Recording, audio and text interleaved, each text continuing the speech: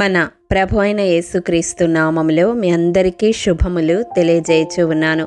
సామెతల గ్రంథము 11వ అధ్యాయము 30వ వచనము. జ్ఞానము గలవారు ఇతరులను రక్షించుదురు.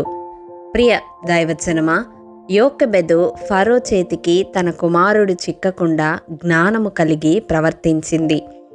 నైలు నది ప్రవాహము నుండి తన కుమారుని రక్షించడానికి జమ్మును ఎన్నుకుంది.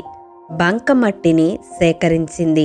జలప్రళయము నుండి తప్పింపబడడానికి దేవుడు నోవహును ఓడ వెలుపల లోపల కీలు పూయమన్నాడు కదా. యోకెబెదు కూడా రంధ్రములకు పూయుటకు కీలును ఎన్నుకుంది. ఇది దైవజ్ఞానము కాక మరొకటి కాదు.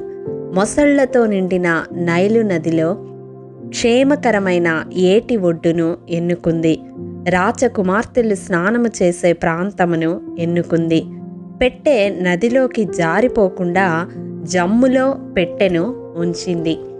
ఒక తల్లిగా ఆ సమయంలో తన మానసిక స్థితి ఎంత ఆందోళనతో ఉంటుందో కదా. అయినా అటువంటి క్లిష్ట సమయంలో కూడా కుమారుని కాపాడుకొనుటకు చక్కని జ్ఞానముతో ప్రవర్తించింది. పెద్ద ఓడలో నోవహు కుటుంబాన్ని జలప్రళయము నుండి కాపాడిన దేవుడు చిన్న జమ్ము పెట్టెలో తన కుమారుణ్ణి నైలు నది ప్రవాహము నుండి కాపాడగలడని విశ్వసించింది. ఈ జ్ఞానము సాధారణ స్త్రీగా ఉన్న ఆమెకు ఎలా వచ్చింది? చూడండి, 111వ కీర్తన 10వ వచనము. యెహోవా యందలి భయము జ్ఞానమునకు మూలము. అవును, యోకెబెదులో ఉన్న దైవ భయమే ఇంతటి జ్ఞానవంతురాలిని చేసింది. ప్రియ దైవజనమా, జ్ఞానము కలిగిన వారు ఇతరులను రక్షిస్తారు అని వాక్యము తెలియజేస్తా ఉంది. జ్ఞానము కలిగిన స్త్రీగా యోకెబెదు తన కుమారుణ్ణి మరణాపాయము నుండి రక్షించింది. ఆమె చూపిన జ్ఞానము వ్యర్థము కాలేదు.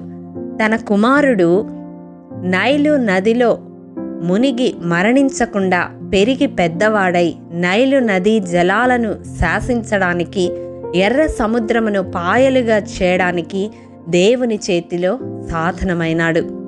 ఈ వాక్యము వింటున్న ప్రియ సహోదరి సహోదరుడా, మరి మన బిడ్డలను మనము ఎలాగూ పెంచుతూ ఉన్నామో? యోకెబెదు జీవితము మనకు నేర్పిస్తున్నది ఏమిటి? సమయాన్ని సద్వినియోగము చేసుకొని అజ్ఞానుల వలె కాక దైవిక జ్ఞానముతో బిడ్డలను పెంచగలిగితే, వారిని మనము దేవుని జ్ఞానముతో తీర్చిదిద్దగలిగితే ఒకానొక దినాన వారు దేవుని చేతిలో బలమైన సాధనములుగా వాడబడతారు. కాబట్టి దేవుడు ఈ దినం ఈ వాక్యము ద్వారా మన హృదయాలను సంధిస్తూ ఉండగా దైవ జ్ఞానము కలిగి మన బిడ్డలను పెంచుదాము. దేవుని చేతిలో వారు వాడబడడానికి మనము కారకులవుదాము. అట్టి కృప దేవాది దేవుడు మనందరికీ అనుగ్రహించునుగాక.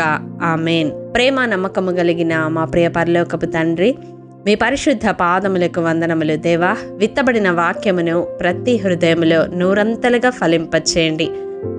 మా జీవితాలలో మేము దైవ జ్ఞానము కలిగి మా బిడ్డలను, వారి భవిష్యత్తును తీర్చిదిద్దడానికి మీ ఆత్మ నడిపింపు మాలో ప్రతి ఒక్కరికి దయచేయమని యేసు అతి పరిశుద్ధ నామం పేరట అడిగి పొందుకొని ఉన్నాము తండ్రి.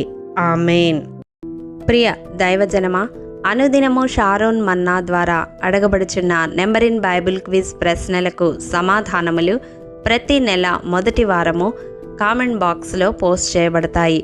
కాబట్టి గమనించి మీకు తెలియని ప్రశ్నలకు సమాధానములు తెలుసుకొనగలరని ప్రభు పేరట మనవి చేయుచూ ఉన్నాము.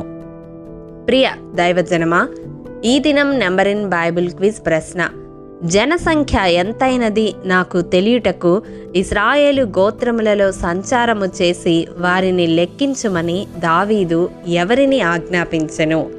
మీ సమాధానం మాకు తెలియజేస్తారు కదూ. ప్రియ దైవజనమా, ఈ దినము జన్మదినము, వివాహ దినము జరుపుకుంటున్న వారికి షారోన్ గ్రూప్ తరపున హృదయపూర్వక శుభాకాంక్షలు తెలియజేయుచూ ఉన్నాము. దేవుడు శ్రేయస్కరమైన ఆశీర్వాదములతో ఈ సంవత్సరాది నుండి సంవత్సరాంతము వరకు మిమ్ములను నింపాలని ప్రార్థిస్తూ ఉన్నాము. ఆమేన్.